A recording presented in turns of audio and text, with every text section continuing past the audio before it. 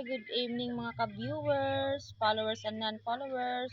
Ito po yung niluto namin na fried chicken sa halagang 120 pesos. Ito po yung liig na part ng chicken. Tinatry po namin lutuin yung ganito kasi first time po namin magluto ng ganito kasi sabi nila masarap daw yung liig ng chicken. Ito po yung nilalagyan namin ng harina. Ang halaga po ng chicken na ito na binili namin ay 90 pesos. Sinama ko na po yung harina. Pero yung mantika kasi ano na yun eh. Yung pinaglutuan po ng donut yung ginamit namin. Kaya ano lang. Sa halagang 120 pesos lang ang inano po.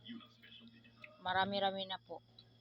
Kaysa bibili ka sa ano, yung luto na tag 25 or 20 pesos ang isang peraso.